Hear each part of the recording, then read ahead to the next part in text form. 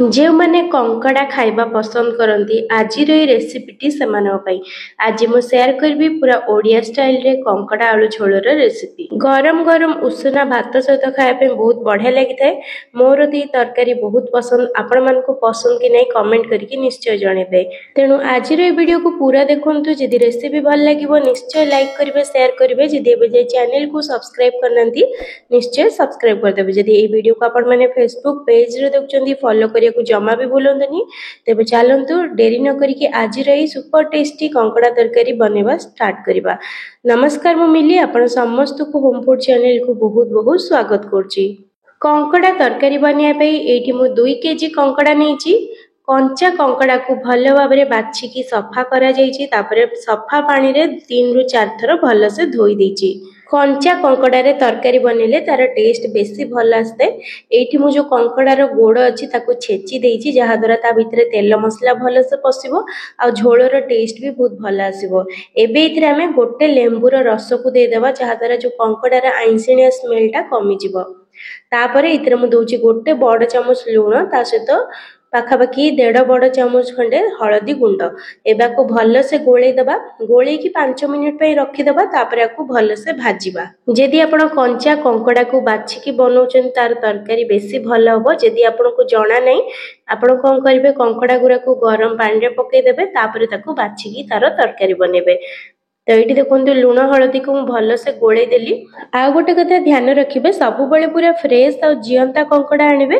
कंकड़ार size जिते बड़ रहबो सेते बढ़िया टेस्ट आसीबो तरकारी रो। एबे चलंतु कंकड़ा गुडी को भाजीबा। तो ता पे एठी मु हांडी रे नेची सोरिष तेल। एठी मु आज हांडी रे तरकारी बनेबी। सोरिष तेल रे ही तरकारी बनेबे, टेस्ट बहुत भल आसीबो। ए तरकारी पे टिके अधिक तेल लागिबो, कारण कंकड़ा भाजिया पे टिके तेल दरकार। तो एठी पाखापाखि 3 रु 4 बड़ चामच मु सोरिष तेल नेची। तेल गरम हो गला परे प्रथमे हमें कंकड़ा गुडी को दे देबा। तापरे बाकी जो गोड़ गुरिका अछि से गुडा भाजीबा। जेहेतु कंकड़ार क्वांटिटी अधिक अछि तो मु आधा आधा करके भाजीबी। तो ये देखो किछि समय भाजी गला परे मु जो कंकड़ा गुरिका बड़ बड़ अछि ताको मु मझिरु फाळ कर देबी। जदि आपनको साइज बेसी बड़ थिबो तो आपण मझिरु एंती फाळ कर परिबे, नचेत आपण गोटा गोटा भी रख परिबे। पूरा कंकड़ा गुरी को लाल लाल करके ही भाजीबे, टेस्ट बहुत भल आसीबो। मु एटी कवर करके भाजुची, जहा द्वारा तेल जमा भी छिटकीबनी, पूरा बढ़िया से भाजी हबो। एटी देखि परथिबे केते बढ़िया इतरे लाल कलर आसी गलानी। तो एटी देखंतु मु मझिरु कंकड़ा को एंती फाळ कर दोची, जहा द्वारा साइज टिके छोट होई जिवो, भल भाबरे तेल मसला भीतर जाई जिवो। कंकड़ा जेतिकी रसुआ हबो तार झोलर टेस्ट सेते भल आसीबो। आउ कंकड़ा रे देखिबे बेले बेले बिहन हो जाइते, ताको जमा भी फोपाड़ीबेनी। से बिहन थिले भी झोल खाइबा पे बहुत भल लागिथाय। तो एठी देखंतु भल भाबरे कंकड़ा गुडी को भाजी गलानी। तो माकु गोटे प्लेट को बाहर कर देबी। बाकी जो कंकड़ा रे सब गोड़ रहिला ताको हमें भल से एमती लाल करके भाजी दबा। एठी देखंतु एमिति ही लाल करके भाजीबे। जो कंकड़ार पानी अंश थिबो सेटा पूरा पूरी सुखी जिबा दरकार, जहा द्वारा जमा भी आइंसिनिया लागिबनी। तो एबे आको बाहर कर देला परे बाकी जो गोड़ गुरा अछि ताको भी सेमती पूरा लाल करके भाजीबा। जेंति कि मु स्टार्टिंग रे कहितली, गोड़ गुरा को भी आपण छेचिकी नेबे, जहा द्वारा सेटा फाटी फाटी जिवो। सेतरे जो रस अछि सेटा झोल रे बाहरिबो, झोलर टेस्ट बहुत बढ़िया आसीबो। ए कंकड़ा तरकारी बनिया पे टिके समय लागि थाए। मेन समय ताको बाछीबा सफा करिवार ही लागि थाए, किंतु जहा को कंकड़ा खाइबा पसंद एतिकी समय देखि तो बनिया पड़िबो। तो एठी देखंतु केते सुंदर भाबरे लाल हेकी भाजी गेलानी, ताकू बाहर कर देबा। तो एठी हमर कंकड़ा गुडी को पूरा बढ़िया से भजा हे गेला। देखंतु जो हांडी रे मु भाजीची सेतरे पूरा एमती गोल्डन कलर माने पोड़ी पोड़ी जाईची। से गुरा सब रस बिहन गुडी को ताकू भी आपण पूरा बाहर कर देबे, जमा भी फोपाड़ीबेनी। से गुडी को झोल रे रहिले बहुत बढ़िया टेस्ट आसीबो। तो एठी देखंतु कंकड़ा भजा रेडी। एबे चलंतु मसला तयारी करिबा तरकारी पई। तो सेही हांडी रे दोची आउ 2 रु 3 बड़ चामच सोरिष तेल। प्रथमे आलू गुडी को भाजी दबा। एठी मु आलू देकी झोल बनौची। जदि आपण आलू दबा को चाहुनांती ताहाले स्किप करि परिबे। जदि आपण अधिका दबाउ चाहउछन्ती देई परिबे। आलू को हाई फ्लेम रे भाजीबे। आलू को इटी सिजेइबार नै, जस्ट एमती लाल लाल करके भाजीबे। ओ इटी आलू रो चोपा छडेनी, चोपा छडेबेनी, नहले तरकारी रे आलू गुडी को पूरा फिटी जिवो। तो आलू भाजी गला परे इथरे मु किछि गोटा गरम मसला दोछि जेमति कि 2टा दालचीनी 3टा तेजपत्र 4 रु 5टा छोटो गुजराती से गुडी को तेल रे फुटी गला परे एठी मु 2टा मीडियम साइज रो प्याज को चॉप करके दोछि। प्याज गुडी को पूरा बढ़िया से लाल लेकी भाजी गला परे इथरे हम दबा प्याज बटा। एठी मु 2टा मीडियम साइज रो प्याज को बाटी के नीची। एठी मु कंकड़ा आलू झोल बनौछि। झोल टिके पतला रहिले ही गरम गरम खाइबा पे भल लागिते। जदि आपनको बहलिया मोटा झोल पसंद तो आपण प्याज बटार क्वांटिटी डबल कर देबे। ता सहित एठी मु दोछि 2 बड़ चम्मच फुल करिकी अदा रसुण बटा। ए सब मसला को हमें भल से गोळे दबा।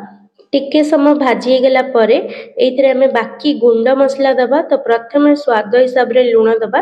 जेहेतु कंकड़ा रे लूण पड़ी तो आपण अल्प अल्प करके लूण देबे झोल को देखिकी नहले अधिका लुणिया हे जिवो। ता सहित गोटे बड़ चम्मच दोछि हळदी गुंड 1.5 बड़ चम्मच लंका गुंड रागर लंका गुंड ता सहित अध छोट चम्मच काश्मीरी लंका गुंड कलर भल आसिया पे। ए कंकड़ा झोल टिके पतला और राग राग हेले ही खाइबा पे भल लागिते। आइसिनिया टेस्टटा कम आस्ते। जदि आपण राग खाउ नथिबे ताहाले क्वांटिटी कम करि परिबे लंका गुंडर। तापरे इथरे दोछि गोटे बड़ चम्मच जीरा धनिया गुंड ता सहित अध छोट चम्मच गोलमर्च गुंड निहाती भाबरे पकेबे टेस्ट बहुत भल आस्ताय। तो ए सब मसला को टिके गोळे दबा। मु इठी बिल्कुल भी पानी देनी। ए स्टेज रे हमें दे दबा कटा टमाटर को। इठी मु 2टा मीडियम साइज रो टमाटर नेछि। टमाटर दे सला पर अल्प टिके पानी देकी मसला को भल भाबरे कसिबा जेबे जे मसला रो तेल अलगा हेनी। मसला को कसिला बेले गैस रो फ्लेम को लो मीडियम रखिथिबे और कवर करके कसिबे जहा द्वारा टमाटर भल से सिझी के मसला रे मिसी जिवो। एठी पाखा पाखी 5-6 मिनिट हे गलानी मसला को कसिबार।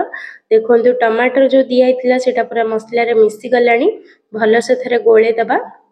और साइड रो हल्का हल्का तेल भी छाड़िबा स्टार्ट हे गलानी। आठो बेसी कसिबा दरकार ने एबे कंकड़ा को देकी मसला सहित कसिबा। तो एठी देखंतु ए स्टेज रे सब कंकड़ा को दे दबा।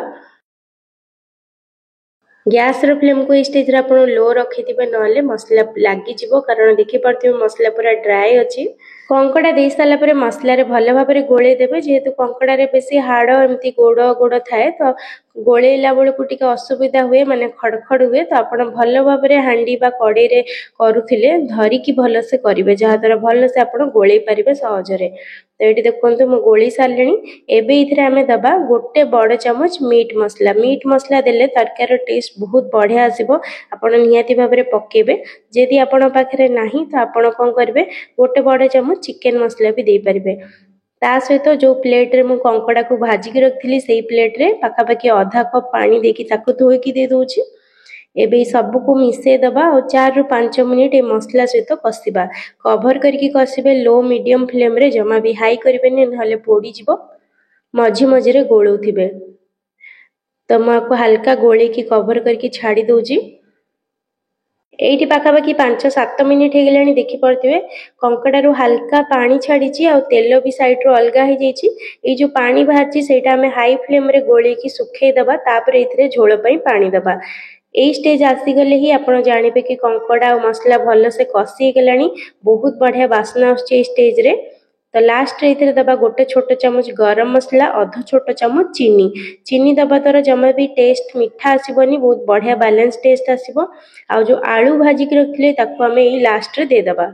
तो एबे लास्ट रे हमें दे दबा गरम पानी जमा भी ठंडा पानी देबेनी। तो एठी मु पाखा पाखी 3 ग्लास गरम पानी दोछि। आपण जेति की झोल रखिया चाहथिबे ताठू आधा ग्लास अधिका पानी देबे कारण ए कंकड़ा झोल रे टिके सिजिबो किछि समय जहा द्वारा टेस्ट भल आसीबो।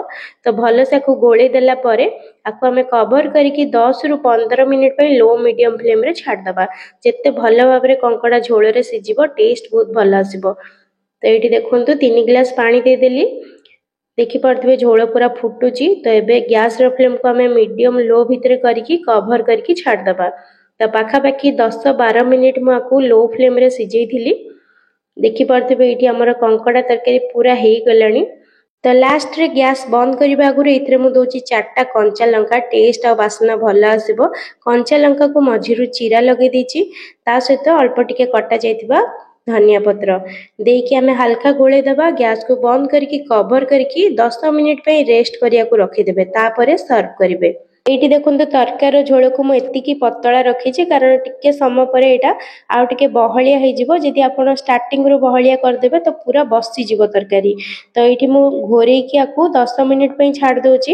10 ମିନିଟ୍ ପରେ ଏଇଠି ଦେଖନ୍ତୁ ଆମର ପୁରା ଲାଲ ଚହ ପୁରା ପତଳା ଗରମା ଗରମ କଙ୍କଡ଼ା ଆଳୁ ଝୋଳ ରେଡି।